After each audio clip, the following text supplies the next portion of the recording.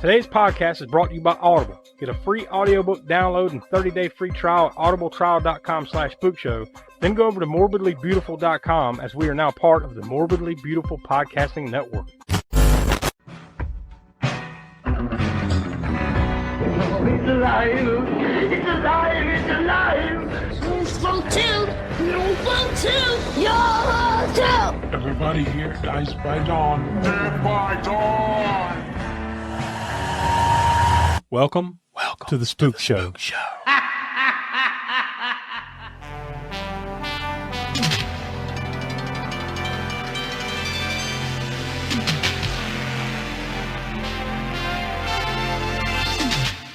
Hello and welcome back to the All-American Spook Show podcast. I'm Josh. I'm joined here with Tiana. Hi. And the Professor Smoke. Oh yeah, I'm gonna need a couple of beers for this one, but yes. and the dog in the background apparently needs one too. He answered for you when I said your name. You know, I should mention this is Cannon Fodder. So like what we do here is we talk about we randomly pick a Cannon film. Author of the Cannon Film Guide, Austin Trunick. We reached out to him for the Sasquatch Summer. And we said, can you help us out? Is there anything that has anything to do with a Sasquatch? And he said the only thing that I could even think of off the top of my head would be Arg the Awful from America 3000. That was pretty much exactly what he said. So I'm like, all right, well, I'll take your word for it, dude. We'll go with it. So that is how we arrived on America 3000. Because as you're watching it, as we're watching this movie, you're like, what does this have to do with Sasquatch Summer? And I'm still wondering that even after I watched it, but Yeah. Well, apparently in the year 3000, well, technically the year 2890, I guess. I don't know. whatever it is. It's supposed to be 2890, but they call it American 3000, but whatever. Yeah, close enough. Apparently there's feral tribes of men, feral tribes of women, and feral Sasquatches. Well, I guess all Sasquatches are feral, but I don't know. I mean, like they never explained it or anything, but he's just kind of. I don't think it's a Sasquatch. I mean, I don't know. They don't say Bigfoot, Sasquatch, or nothing. He just looks like he's a big furry creature, right? I just kind of figured he was a mutant. Yeah. He's just like, you know, because this is post-apocalyptic, right? This is like hundreds of years. 900 years, right? I think it said 900 like years after nuclear war, like, and they don't Colorado. in Colorado, and they don't hide the fact that it's like Russia versus America. The Soviets finally bombed us. Yeah.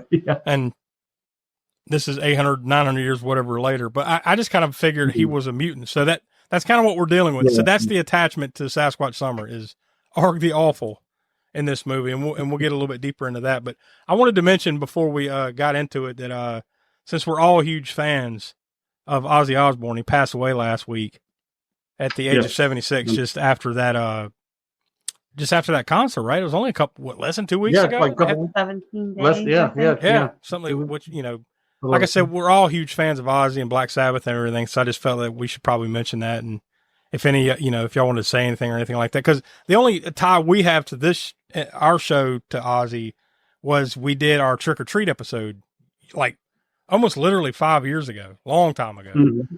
And on that episode, we had a guest, Larry Sprinkle, who is a local weather guy, local newscast guy here in the Charlotte, North Carolina area. And he was in the movie with Ozzy, in Trick or Treat with Ozzy. He was the guy, like if you've ever seen Trick or Treat, Ozzy's in a very brief scene where he plays a preacher, a reverend. And the gag is he's like, it's Ozzy Osbourne for one. And number two, he's a preacher. So that's the biggest gag. But secondly, it's like he's an anti-heavy metal, you know, preacher in the movie. So that's the whole bit. But like an evangelist. Yeah, an evangelist, yeah. But the guy in the movie that is interviewing Ozzy is Larry Sprinkle. So we had Larry on that episode and we talked to him about, you know, making that scene and everything. So if you want to go back, I think it was episode 42. I should have pulled it up in the archives if you want to go all the way back. So it was, like I said, it was like 5 years ago. So it's been a long time. But if you go back to, let me double check. Yeah, it's episode 42 in the Spook Show archives. You can go listen to that, hear Larry's experience working with Ozzy and everything like that. So that's like our one tie, really, because we haven't really done much else that had, or anything else really that I can think of that had Ozzy in it, right? No, not even. I'm trying to think of a sound. I don't even think we haven't done the Wraith. right, on the show? No, I think it's The come Wraith up has before, but we've never done it. Yeah, we talked about it, but I guess we've never done it. That has a what I consider to be somewhat underrated Ozzy song off of The Ultimate Sin, "Secret Loser." It's not one that gets played out much. I don't even think it had a video or anything for it. I just thought of another tie, Hellraiser. That song. Oh, Hellraiser, the song. Yeah. For technically it was, I guess, right. Lemmy wrote the song for Ozzy, and the one that was in the Hellraiser 3 movie was the Lemmy version. Yeah. But Lemmy originally wrote the song for Ozzy, who recorded it first. Yeah. So there's two different versions of the song, or at least those two, right? They both did. Actually, there's 3 versions. I don't know if you've heard it, but there was a version that came out maybe a few years back that they basically used studio, trickery or whatever to make a dual version where Lemmy does a trade-off of vocals with Ozzy. So yeah. I mean, they didn't do it together because it was after Lemmy's death. Yeah. But yeah, somebody put that together. So there's at least 3 versions: an Ozzy version, which was the first one, a Lemmy version, and the version with them doing somewhat of a duet, I guess you'd say, or at least trading off choruses and vocals or whatever. It's unfortunate. It's unfortunate that he passed, But I think the thing, for me at least, I'll speak for myself. I wasn't necessarily surprised that when I saw the news that Ozzy had passed away. I was just surprised of the timing of it. Yeah, just 2 weeks after. I mean, that is a metal as fuck way to go, really. I mean, you just had your this crowning, Black Sabbath. First of all, I consider Ozzy and Black Sabbath to be Ozzy and all of the members of Black Sabbath and that first Black Sabbath album to be the birth of heavy metal. Yeah, you can go back to trace elements of Led Zeppelin and this, that, or the other band, but really, I think the first true heavy metal album was that self-titled Black Sabbath album in February of 1970. Yep. So, unfortunately, this is kind of like sort of seeing the beginning of the end of not heavy metal, because it will live on. I mean, they created something that will live on forever, and it's been proven that it will. It's go through its peaks or whatever, and then where it was on top of everything in the 80s and the early 90s till like grunge and hip hop kind of pushed it out of there as far as the mainstream goes. But then it just went back to its roots and where it's been ever since. Yeah, huge following, and it always will have that. But unfortunately, once the last member of Black Sabbath has passed on, that will be the end of organic, the birth of heavy metal as far as the people that created it, in that first album or whatever. So, but the spirit will always live on, and so will Ozzy's. Yeah. So I just want to take a minute just to talk about Ozzy and and all that. Did y'all see him live? Oh yeah. I saw him at least 3 times. There might have been another one that I'm blanking on, but at least 3 times I saw him. So at least I did have that. Yeah, sure. We got to saw him. I seen him live, and we unfortunately though didn't get to see I think. Remember, there was the time there was a show that was supposed to go on but didn't go on because I think that's when he had fallen and hurt, it messed his hip up, and then ended up having to cancel that final tour, unfortunately. But yeah, I even got to see when Black Sabbath, the original lineup, got back together about 20 years ago, something like that, right? Yeah, was that when they recorded that album 13? I think it was. Yeah, it was. So that was the last time that they had got back together until this very last time, just a few weeks ago. And so I did get to see them then. So at least I did get to see the original lineup of Black Sabbath live. So definitely. He was always a good show. Anytime I ever saw it, and he'll be missed, man, for real. I mean, it's very rarely that you see so many celebrity deaths. Unfortunately, you don't obviously you don't wish that on anybody or anything like that. But when you hear about him, it's kind of like, oh man, you almost get desensitized to hearing about so and so passed away. This one for me though, it hit a little closer than normal. It's like, dude, no. I mean, this has been a staple of my childhood and everything. I mean, Kiss was my first, whether you consider them heavy metal or not, hard rock at least, right? Yeah. First love as far as that type of heavy music goes. And then after that kind of graduated to Ozzy, his solo stuff, and then went back to Sabbath, and then of course branched out from there. But yeah, it hit pretty hard, man. Yeah. Well, we encourage you to go check out that, like I said, episode 42, when we talked about Trick or Treat from 1986. And we did talk to Larry, who dealt directly with Ozzy. He had some cool stories about that. So you want to go listen to that. And you can do that by going to aaspookshow.com.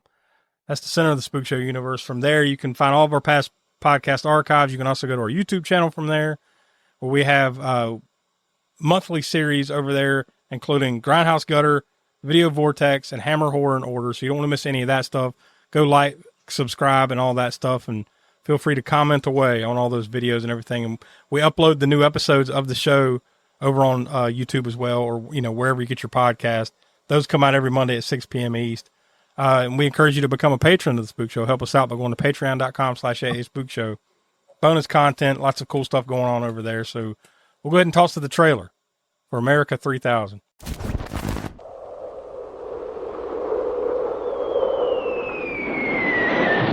It is 900 years after the Great Nuke, and the roles of women have changed dramatically, much to the displeasure of men and mutants. For it's a new kind of war being fought, with a certain kick to it. America 3000. Meet Corvus. He's a scholar. He's a spy. He's a man who falls back into the 20th century and lands the most important job in America. Mr. President. Mr. President? The president! Me for president. Meet Vina, the virginal queen of the Thunder Warriors. It is up to Corvus and Vina to bring a little civilization back into the world. What's it, man? Theo.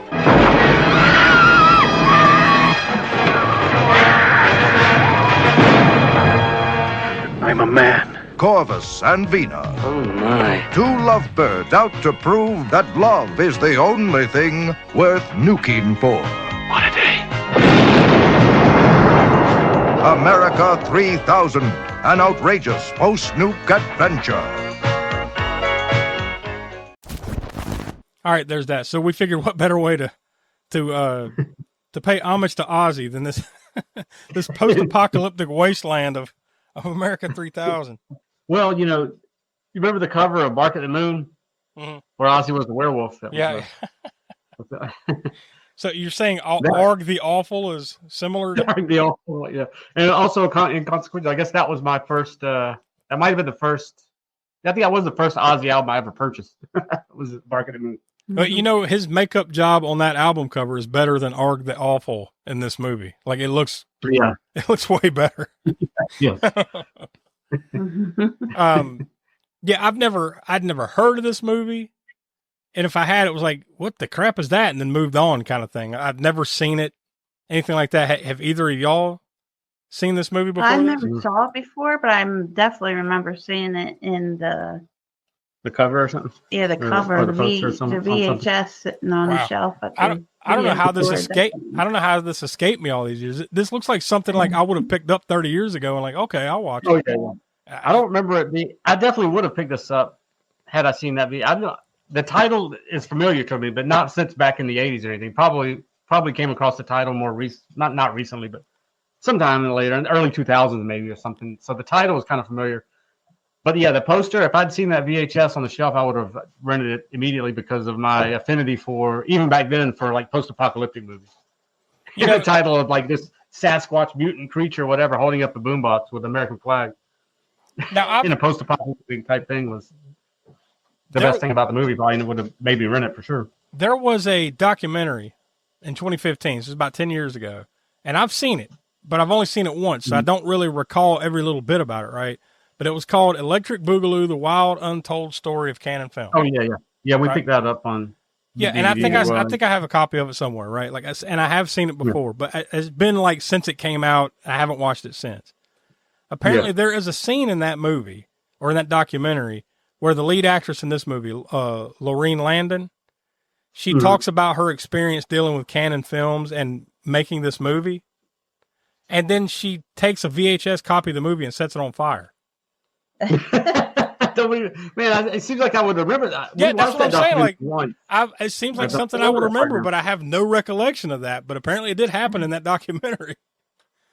So apparently, if I had known about that, we would have probably watched that beforehand before doing the review. So apparently, I guess that's what Lorene Landon thinks about America 3000.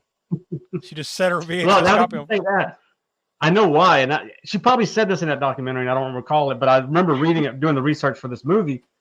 She didn't get paid for like a few weeks, the first few weeks of doing this movie, and she was about to walk out near the end of her scenes that she was shooting, Yeah, but I don't know what the story. That's all I read about it. I don't know what I assumed that they just said okay and they paid her, and because she stayed to the end.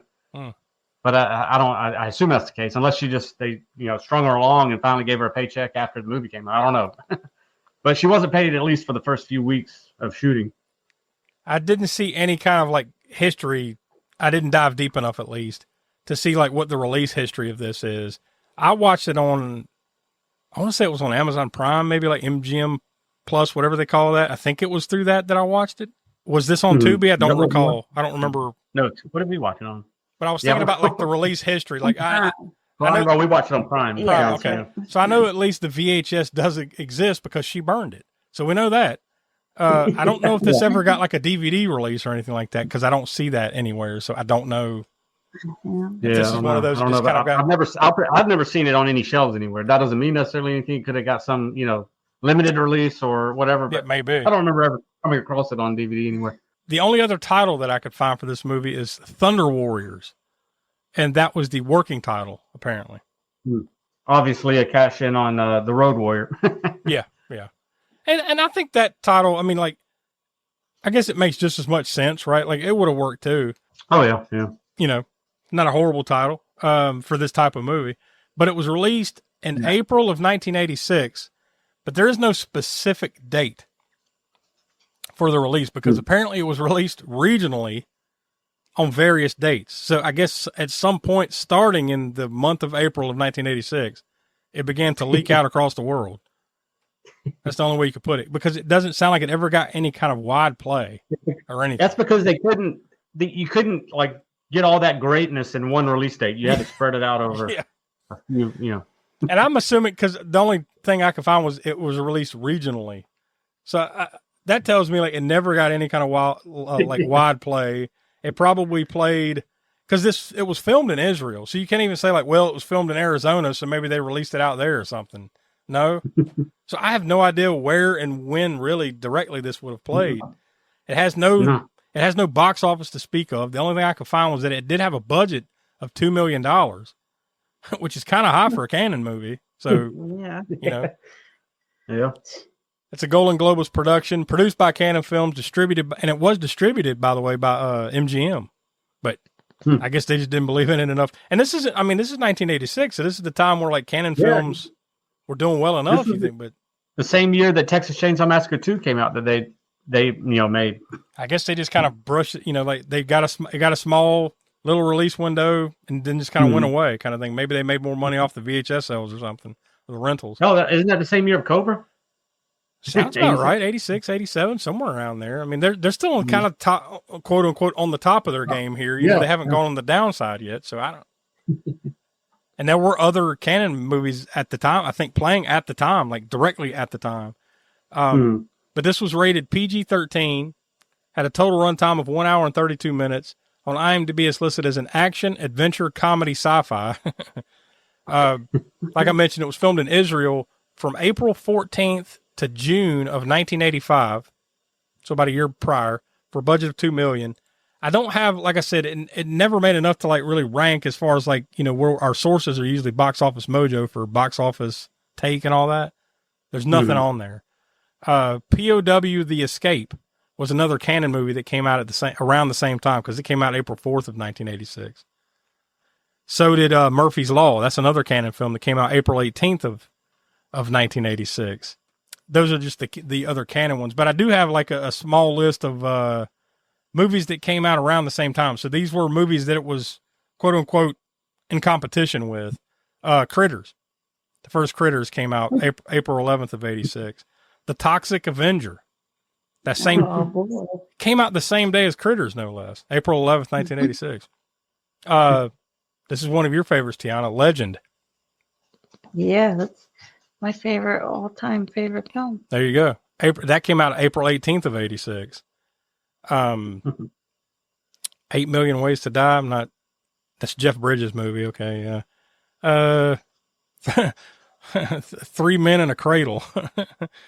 This does not look good at all. Like no 3 men. It's not even like 3 Men and a Little Baby or whatever those movies were. It's not even that level looking. JoJo Dancer, Your Life is Calling. Those are just some that got released that month. Let me see what was. Let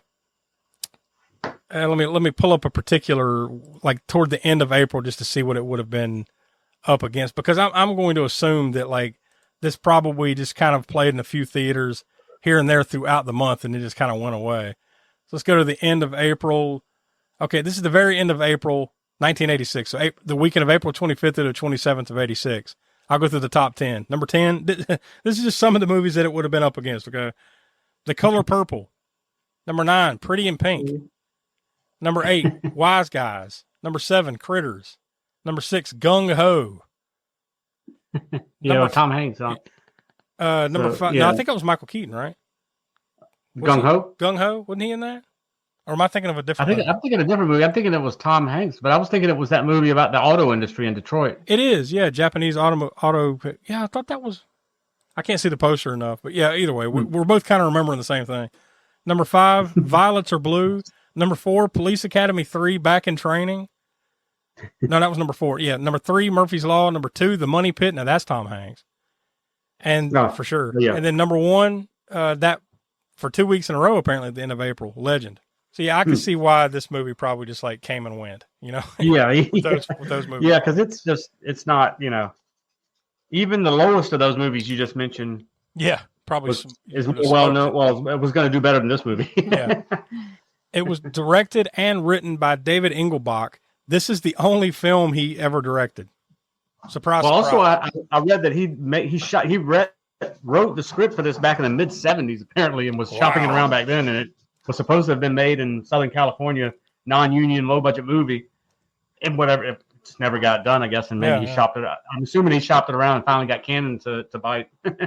Other than and let him direct it. And we'll get into the ridiculousness of what this movie is here in a second. But other than like the insane dialogue and stuff in this, I really think in principle this is something that would have played pretty well in the late '70s with those like post-apocalyptic type of flicks, right? Well, I mean, even like I said, even in the even when it came out, early '80s, not in the theaters, but if they had the, I don't know. To me, it's like a straight to video kind of thing. The way those, or at least Grindhouse and drive-in circuit, maybe. Yeah. The way that the Italian, although I don't rank this as high as even as the Italian, No, but that's kind of what it feels like, right? Other than, like I said, the stupid dialogue and stuff that we'll get into. Other than that, like you take that part out of it, it really feels like something that would have fit in nicely. Late '70s, early '80s, Italian desert, like post-apocalyptic type movies, Yeah, stuff like Bronx Warriors or whatever, or 1990 the Bronx Warriors. I think we did that on the show, right? Pretty sure. We've done that first. Yeah, we did. I forget sometimes what we've done or not done on it. Well, we did. It was on Grindhouse Gutter, I believe. It was one of the YouTube series. Yeah. Like I said, David Engelbach, though, this is the only movie he ever directed, but he did write Death Wish 2.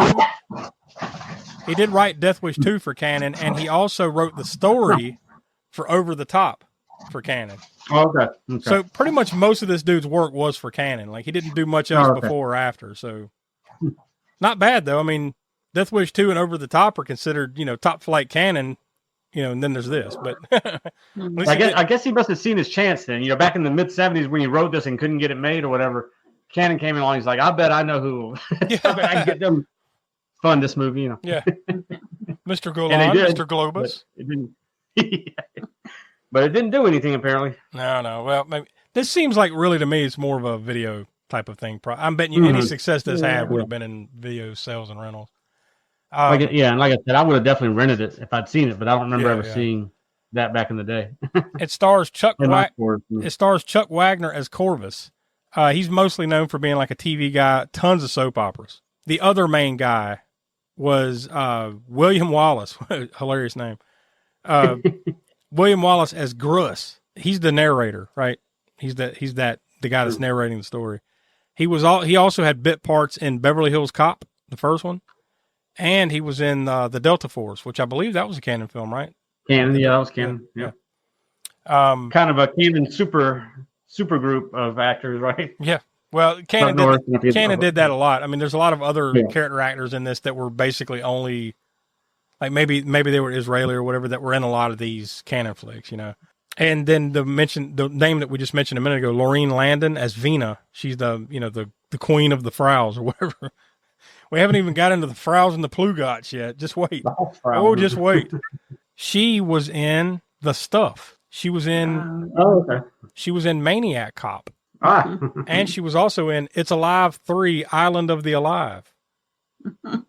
Among many other. The funny thing is, if you look at her filmography, like, she did a lot of that kind of stuff throughout, say, like the 80s, maybe early 90s. And then she just went away for like 15 or 20 years. So maybe she had kids or something. I don't know. She just kind of stopped acting for like a huge chunk of time, 15, 20 years. And then all of a sudden, bam, she's acting again. She's done a lot of stuff over the last 10, 15 years. So maybe she raised some kids or something. I'm not sure. I didn't get her full life story or anything, but yeah, those are the only names really I felt, those are your main characters. The guy that played, I'm blanking now, the guy that played Org the Awful. Oh, it was Steve Milovic. This is the only thing he was ever in. He had a small basketball career though, believe it or not. He played a season in the NBA and then had a long career in Israel, playing basketball in Israel. So Steve Milovic, that was Org the Awful. Not that he will be remembered for his acting skills or anything like that, all right? Because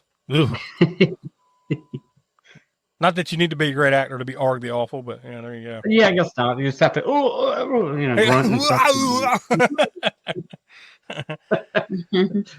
We mentioned, I think this was all fair before we started recording, like how this poster sells you a bill of goods, right? Like the poster looks like something interesting because for the most part, you see a bunch of like post-apocalyptic people, wearing, running around. They're running, the poster, yeah. But he's standing there, Org the Awful, the big Sasquatch beast man looking mutant guy. He's standing there with like a tattered American flag, and he's smiling with like a jacket on or something. I don't even know what the hell he's wearing, and he's got a boombox in his hand. Yeah, it's got like Fallout meets Say Anything vibes or something. Yeah. I can't read what it says there. That is the tagline on this said "Back is the beginning." Is that what it says? Because that makes no damn sense. Oh, Back to the Beginning or something. I think it's Back to the Beginning. Yeah, maybe. I don't know, but yeah, I don't know. That's I think, or at least the cover art poster I saw said something like "Back to the Beginning." Yeah, something like that. It's kind of blends in with the flag there. It's kind of hard to read what it is, but yeah, I mean, it's not a horrible looking poster, but yeah, it's a bill of goods, man. You watch because you look at that poster and like, oh, this looks interesting, and then the movie is similar to that, but not quite like that. Yeah. Live up to that. I think in that way, it's kind of like Bigfoot 1970. Is that what it was? Remember they had we did earlier on in the Sasquatch Summer with the Bigfoot, which awesome poster with the Bigfoot holding the motorcycle and the guys falling off the motorcycle, right? Where you look at it, where you look at it, and you're kind of like, well, maybe this has some promise, and then you start watching. Like, I don't know. A lot of times, you ever notice like you when we get caught up in these type of things, and then you watch it, and there's something we've never really heard of, and then you realize why we've probably never heard of it. I think. Yeah. Not everything can be. Never say. What was it? Never say goodbye. No. Never, what's the one with Gene Simmons that we did? Oh God! Never Too Young to Die. Never Too Young to Die. Not everything can be that because that was something none of us had ever heard of, and we watched and like, where's this movie been all our life? Yeah. I'm not saying it's good, in the sense of being a good movie, but it is damn fun entertainment. Oh yeah, absolutely. For something especially for something we had never seen, you're like, holy shit, like you said. But this one is like, okay, now I know why. Not that, yeah. Now. This is the case, though. This is why we haven't heard of them or seen them because it's terrible, right? And we do spoilers here, so we're about to get into it. But like, not that this is the worst thing I've ever seen. It is not even the worst Cannon thing. No. not a long shot, really. Oh no. That's a low bar, though. To be fair, I mean, like. Well, the funny thing is that the more of these we do, see, I mean, all of us grew up watching Cannon films, but some of these we never even heard of. And for good reason, like we were just saying, but because, everybody's heard of the major ones like Cobra and Missing in Action, and they all love those, and Over the Top and all that, and Delta Force, right? But once you get some of these others, like Hot Chili or or the secret stuff that we managed to avoid for good reason, or one of our favorites here on Cannon Fodder, The Secret of the Ice Cave. Yeah. Like these are like, Jesus, I just want to get up on the top of a mountain and jump. Like, rather than ever watch that again. The landing would be better than having to watch that again. Like, it's just bad. And at least it'll be over real quick. We've talked about Instead it of a an lot. hour and a half of tedium. And yeah. It's a mercy. It's a mercy all thing. I mean, that's the thing about, like, you know, we've talked about that plenty here, is that, like, we think we've had a new low bar, and then we watch the next one. You know what I mean? But this one ain't as bad as that. Yeah, I'll say that no, right at the no, gate. You know, we'll tell you our final ratings here in a few minutes, but it's not as bad as that. I think the thing about this one is the ridiculous dialogue. Yes. I think that's what gets me, where I'm like, all right, this is what the hell are we doing here? What is this? And when they say something, I love, especially in that first, 20, 30 minutes of the movie, for sure. The narration, what is it, Gruss, isn't that his name? When he's narrating and he's talking about things, he says the dumbest shit and then immediately explains what he just said. Plugots, that's what we call men. Frowns, that's what we call women. It's like, when you say something so nonsensical that you have to immediately explain it. Yeah. You've already shit. You've already shit. The thing is, you would have never had to have done that. I mean, unless you're just trying to pad out the time, you didn't really have to explain that. People are going to pick up on that as soon as they see the Plugots and as soon as they see the Frowns. And if they didn't know what Frau meant in German already, you know. What is Plugot though? Like, Frau is women. What the hell's a Plugot? I think that's just a made up term for this. I don't know why they went with Frau. I mean, if they were just making up terms, why not just make up a term for the women too? I don't know, but they used Frau for the women, which is a German term for woman or whatever, you know, or a wife. Well, we want to get into just a woman. It's good enough, right? But Plugot, I don't know. I'm guessing it's just some made up term by David. What's his last name? I can't remember his last name right David now. Nonsensical Engelbach. Yeah. Something made up by him. Like I said earlier, when we first started, he's no Tolkien when it comes to making up names for creatures and places and things. Well, that's an understatement. He's no linguist. He's no cunning linguist. Tiana, you're the lady in the room, so I'm gonna leave this question to you, or what you think about this. This isn't necessarily a feminist type of story, right? This is because, it's the women are stronger, but it's not even a strength thing, right? They play it more like women are just smarter. Is that kind of what you gathered? Yeah, that's what I got. They're all every person in this world is kind of stupid, but the women are just smarter than the men. Yeah. Right? Yeah. So it's not necessarily feminist in that, women, they won. No, it's just, for some reason, they had their shit together a little bit better than the men did, and the men regressed or something, you know? And then all it takes is for one of the men to find an ABC book. Oh, yeah. And then that basically turns the tide, right? Yeah. One of them read the book and learned. The Corvus, the main guy. He learned, wait a minute, I'm not a, what do they have these terms? They have breeders, right? Yeah. They have guess what they do? Then they have toys, right? These are the terms for the men, correct? Yeah. Breeders, men, or I'm sorry, toys, and then there was another one. I'm blanking. There was a third, and then they called them all Plugots for some reason. But he eventually learns how to read or whatever, and then he sees in the book, man, I am man. That he looks picked like it up me. pretty quick. I am. Oh no, I'm sorry. That's Tropic Thunder I was doing. Oh yeah. No. Close enough though. It's pretty close. You make me.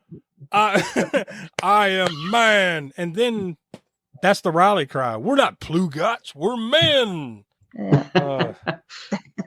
Whatever Plugots was supposed to, I mean, like I said, there was no actual reason for the term. There's just Plugots are men, and they explain that they're men. That's the thing about this movie. It's nonsensical slang. Yeah. But the other part of that is, though, it's so stupid, you almost have to applaud the stupidity. I mean, the acting, the amount of memorization that had to go into this nonsense. I was just sitting there thinking about it. As I'm watching, I'm like, can you imagine trying to remember these lines of this nonsense? Some of these soliloquies, especially the guy Corvus, Chuck Wagner, goes through, these monologues of insanity of these terms. It would drive me nuts. Or like the actors reading the script and having to pronounce and trying to understand what they're saying, and then learn it and then emote it. it's like, it's a lot of effort into this. I guarantee Engelbach has spent most of his directing time just explaining, all right, here's the lines. Now here's what it means. Like, God, I'm a blue guy. What is my motivation? Yeah. This first sentence of the synopsis: young Plugots, Corvus and Gruss are taken as slaves to the comb of the Friscoes, a Frau base. Just that one sentence is just like, what the fuck is going on here? This is nonsense. Oh, and they call the instead of saying Americans, they call them Merkins. Merkins. Like, so that means America. Wasn't that Merkins. a term for? Wasn't that a term? Isn't a Merkin a term? It's American. Merkin. No, yeah, but there's a movie term for Merkin being that prosthetic thing that goes over your crotch region, so that you don't have to show your under region on it. Well, that's about right. That explains everything. And then I will look this up while you're. And the other side, and then the other side of it, because remember, like 900 years prior to this, is when there was a big nuclear war between, I assume, what you piece together, America and the Soviet Union. So they refer to one side as the Merkins, and the other side as the commies. Yes. The commies. Before you go on anymore, Merkin. that's the definition. That's the pronunciation of this, which is the same. Merkin, an artificial covering of hair for the pubic area. Oh, so I was right. So it's like a Merkin. So it's like a hairy cod piece or something. Yeah, basically like for instance. Not that I watched this scene a lot when I was younger, but now I have my doubts. Linnea Quigley on top of the tombstone in Return of the Living Dead was wearing a merkin. Merkin. Okay. Now Merkin's making sense. It was basically, I guess, so an actor or actress. I guess there's some for males too, maybe, I don't know, but so they don't have to show their junk on the screen. Like obviously, Sleepaway Camp, that was a merkin. So that was a prosthetic merkin or something. So God, so stupid. So the Plugots live in an old merkin base called Camp Reagan. Yeah, I thought that's rich. Oh, I mean, wow! All the way in the year 3000. I mean, the Soviets. We still have the Cold War going on, apparently, which ended in nuclear devastation 900 years earlier. In 1986, okay, this is still going on, so it makes sense. But yeah, Reagan is still something we're naming these things after, I guess. Because of. Well, I guess it would have. In the year 2000, it just would have been left that way. Is there a camp? I seriously doubt my next question, but is there a Camp Reagan in Colorado? In Denver? I'm not sure of that. There could be. Yeah, maybe. Maybe there is. Maybe there is. There's kept that name, Because somewhere nearby he finds like the presidential bunker. So I'm like, this would have been in Denver? Like the presidential bunker would have been somewhere deep in Denver? Kind of weird spot. I guess am I the only? I was gonna say when he finds the bunker, am I the only one when he puts the suit on and is walking around with the boombox and goes to that guy? That reminded me of Back to the Future. Oh yeah, yep. Yep. Now that was before this, right? That was 85, I believe. 85, yeah. Not. I seriously doubt they would have ripped that off, but maybe. No, it was kind of. Well, this is filmed around the same time that came out. Maybe it's a possibility. It's probably just a coincidence, like you said. But yeah, it definitely reminded me of that. God, it's weird to think though. I mean, if that's true that he was shopping this script around in the mid 70s, you don't think of too many post-apocalyptic movies happening in the mid 70s. I mean, hell, the first Mad Max was what 79, and the first I can't remember when that Don Johnson, A Boy and His Dog movie was, but I think that might have been mid 70s. That might have been before. There wasn't a point. Is there's not a whole lot of post-apocalyptic stuff going on, so I can see why these companies passed on it. But by the time you get to this point in the 80s, it's kind of a hot property with Road Warrior just come out not too long before it. So and all those Italian ones that we talked about and whatnot. That's when right around that time when he finds that bunker and then he declares himself the president. So I guess this is part of their lore, is that like one day the president will come back and then we'll all be saved. But they don't really know what a president is. It's just a word to them, right? It's just another nonsense word to them. Yeah. They don't know what that is. he actually finds the presidential bunker. Oh, I love that he finds like the laser ray gun in there.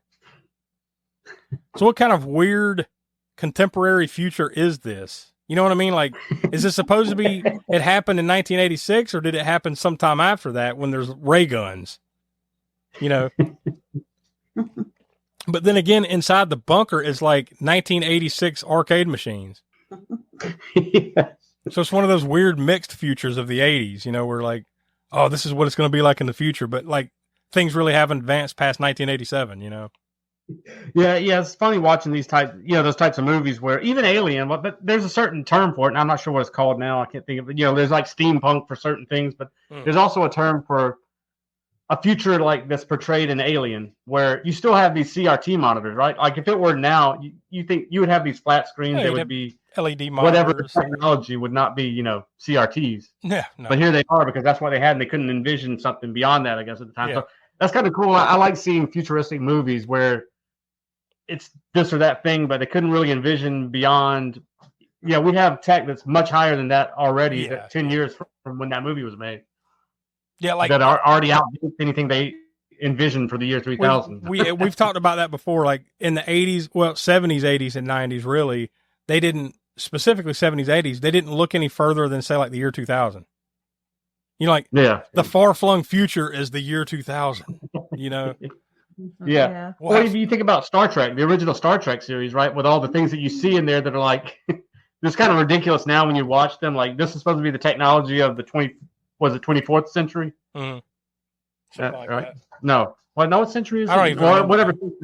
They use star dates and shit, so I think there is some kind Yeah, of... I think it might be the 24th century for part of Star. Maybe the one with Captain Kirk and everything. Yeah. Whatever the case, yeah, these things that are like very clunky and this technology that's still very 60s technology. What'd you think of that final battle between the Plugots and the Frowns? You know, you get the final throwdown between them. Like that, I mean, for a movie like this, it wasn't horrible. No. I mean, maybe that's where some of that $2 million went, right? Yeah. They used it on random explosions in the background and shit. Yeah.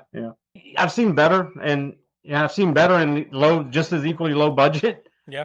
Or maybe even lower budget, post-apocalyptic films. But I mean, it wasn't terrible, right? And we've seen a lot worse too. So there's that. Yeah. So so that's basically where we can rank it. It's not the best, but it ain't the worst either. Yeah, pretty mediocre. I mean, having seen a shit ton of Italian ones and some other American post-apocalyptic type movies, it's definitely not in that realm for me of entertainment value as the Italian ones, because it doesn't quite go in these crazier realms that the Italian ones do. Other than other than Arg the Awful running around. Other than Arg, yeah, he's kind of like and he really serves no purpose. No, he doesn't. He really doesn't at all. Like, did they need it at all? No, I mean, you see mutants in these types of movies. Usually they're just kind of humanoid looking, but they've kind of regressed back to Neanderthal. They might have an appliance on their head to make their forehead bigger, or they kind of regressed, but they haven't grown like fur. They aren't like mutant Sasquatches or something. And he just which is a weird. And he even had like the other Plugots or whatever the men. Like, I don't know what the hell he is, what purpose he serves, but he won't go away. I think there's even like some throwaway line like that, right? Like, I don't know what to do with him, and he won't go away. Like, and that he just kind of hangs around and kind of helps them a little bit. It's not like he's the hero of the movie or anything. He's just kind of there. But in the end, as all good movies do, sex wins the day. Right? I mean, because that's essentially what the end of the movie is. It's like, well, I guess, because the main guy, Corvus, and the main woman, Vina, right? I think was her name. Mm-hmm. They fall in love. And then at the end, like, they're all aiming each other's weapons at each other. And then they just start dropping their weapons. And then, hey, that guy actually looks hot. Yeah, she looks hot. And then they start essentially, right? Like, and there's your answer to, is this movie a feminist movie or not, right? Because if it was, that wouldn't be the end of this problem. That wouldn't be the conclusion. There you go. I don't think they put that much thought into it. It's just kind No, I don't think so. They just kind of eventually realize, wait a minute, man is hot. Wait a minute, woman is hot. The end. Like, you got your chocolate, my peanut butter. Well, you got your peanut butter, my chocolate. And then, So it's almost not quite as good, but it's almost like the end of Caddyshack where Rodney Dangerfield runs out, "Hey everybody, we're all getting laid," and then they dance. It's almost like that, except just not as funny. Yeah. You know? Yeah, but the post-apocalyptic future in the year 3000, and not nearly as good a script. Yeah, there you go. Well, there you go. America 3000. Thanks, Austin, for that. The only loose connection that you could, that's the loosest of connections right there. But there is a Sasquatch-looking beast. I mean, if you didn't know what it look like. They never really explained what he was, but he definitely looks like a Sasquatch, right? So yeah, I mean, I couldn't think of anything else he looked like. I mean, it's just a straight up Chewbacca. In a way, I guess. Yeah, maybe. But I don't think they were. And he going was for a that basketball either. player, so he was a big, tall dude. So he has very Chewbacca, just not quite as hairy. Yeah. There you go. America 3000. So what we do? As close as we can get to Sasquatch for. Yeah. Well, I think it works. It works enough, and it's fun for what it was, and it's silly. Yeah. So at least we've seen it now, right? Scratch it off the list. All right. Whenever they mass produce the Blu-ray, eventually, that's the quote that they need to put on the back. The professor from the All American Spookshow says, "Well, at least we watched it now, huh?" You check it off the list. Yeah. And I'll be picking up that 4K but 4K remastering America 3000. You never say never, and there's very few things guaranteed in life, but I can almost guarantee you there'll never be a full-blown 4K restoration of this movie ever released. But who knows? People are like, oh, God, why are we doing this again? Yeah. Why are we spending our precious minutes of life restoring this? So what we do here for Cannon Fodder is we give a rating. Now, we don't do stars. No, this is Cannon Fodder, so we have to do cannonballs. So, and we're also comparing this to other Cannon movies that we've done. So there's kind of that criteria. So the last one that we did was Hannah's War. And we, that was not very good. It wasn't the worst, but it was not great. No, it wasn't the worst. I'm trying to remember when the last time was that we did an actual really good Cannon film. Well, the closest, oh God, it's been a while. The closest thing, I'm just looking at our ratings, pure ratings wise. When we did Journey to the Center of the Earth, we gave that 2.5 cannonballs. And that was skewed because Austin really liked it. But before that, the last honest to goodness, like one way I think we all kind of enjoyed was Armor of God, that Jackie Chan. Oh yeah, the one that's kind of canon. Yeah, we gave that one 3. It isn't sort of, it's not even like full-blown canon. Yeah. We gave that one 3 cannonballs. If you want to go full-blown canon, the last one was probably Life Force last year. Man, that's been a little while back. Yeah, that was literally knocking on a year and a half ago. That was a long time ago.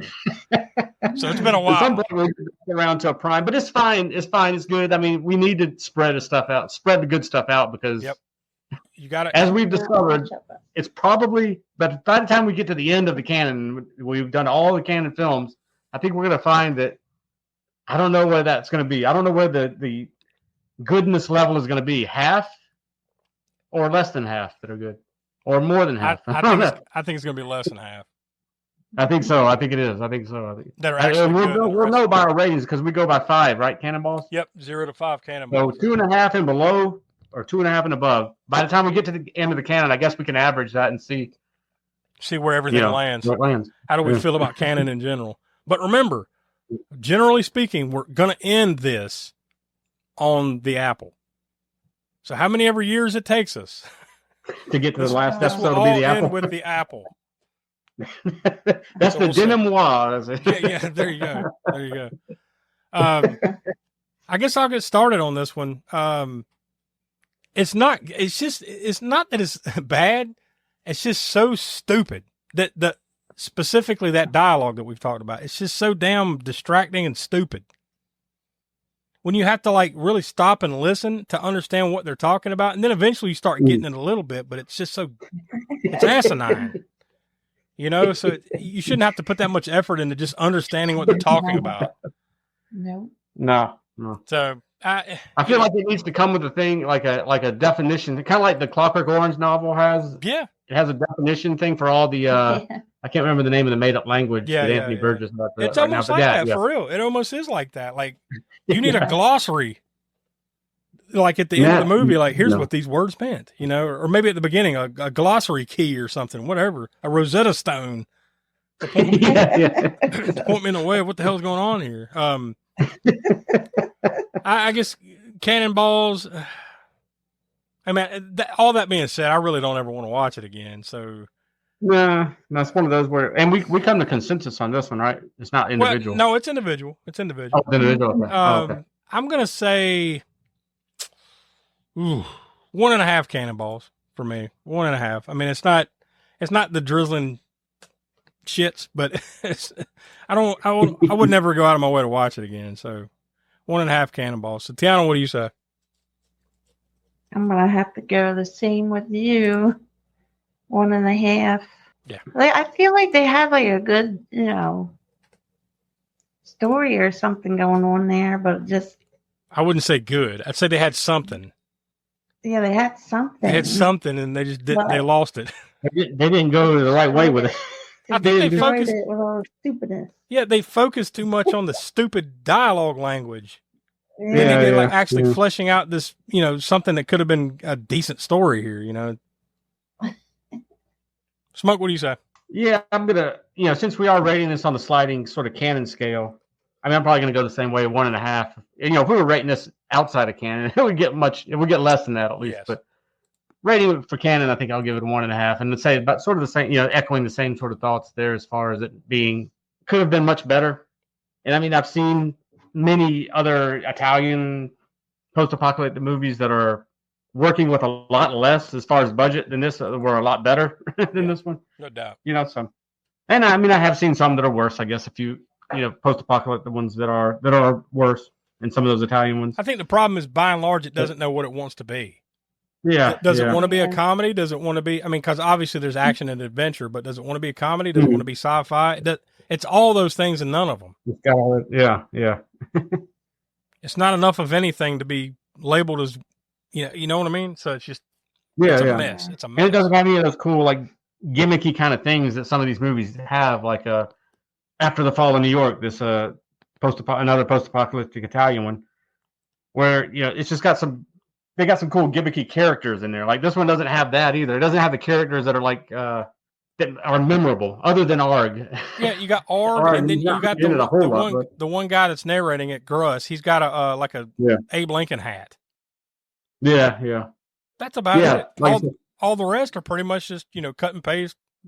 Yeah, I mean they're not all that. Look at 1990s Bronx Warriors that we talked about before. Remember the motorcycle gang of like. Oh yeah. And then Trash, where his wall. I mean, that had to do with that actor probably more so than it did the role. But the quirky characters and stuff like that, they really make you that something that could add to it outside of the fact that it's got this really low budget and doesn't have much else going for it. At least it's got some quirky characters, but this doesn't even have that necessarily, other than Arg. Yeah. Oh, there you go. So that we all said 1.5, so that's exactly what you get. 1.5 Cannonballs out of 5. So not enough to necessarily recommend it, unless you really, really love post-apocalyptic cheesy movies. Maybe you can find and I do something out. So it's on my list. I check it off. Yeah, exactly. And you're right. If you like these kind of movies, watch it once. Check it off your completionist list and don't ever seek it out again. That's hard. Whether you're a canon completionist or a post-apocalyptic completionist, or like me, you're both. I was about to say, unfortunately for us, we're both. Yeah, that's true. But now it's done. So there you go. Next week. It's not, Cannon Fodder only swings around every once in a while. So we're off the Cannon Fodder thing. We'll come back to that probably in the month of September or so, something like that. We're heading into August, and we're also heading towards the end of the Sasquatch Summer. We're not quite done yet. We've got two more episodes here on the Spookshow proper, and then I think our video vortex, Grindhouse Gutter for the month of August will be Sasquatch, and then that's it. That'll be it for the Sasquatch Summer. So next week we decided to do a very new one. Like this thing literally came out at the end of June, I believe it was. You'll if you look around, you have to rent it, and it's called Found Footage. I'm blanking on the complete title. Found Footage: The Making of the Patterson Project. The Making of the Patterson Project. Yeah. Found Footage: The Making of the Patterson Project. So like it is available, on demand to rent, or I guess purchase, if you want. I don't think there's any physical copies out there yet, but you can rent or buy it digitally in various ways. So go seek that out, and we'll be talking about that next week. So this should be interesting. So for Tiana and the Professor Smoke, I'm Josh. We are the All-American Spook Show. Check out all the other stuff we got going on YouTube for the Sasquatch Summer, and go to aaspookshow.com to find that and everything else. So we appreciate it, and we'll talk next week. As you leave the theater, folks, please be careful. Don't let this happen to your car. Be sure to remove the speaker before you leave. If you should accidentally pull a speaker loose, please turn it in at our snack bar or box office. Thank you.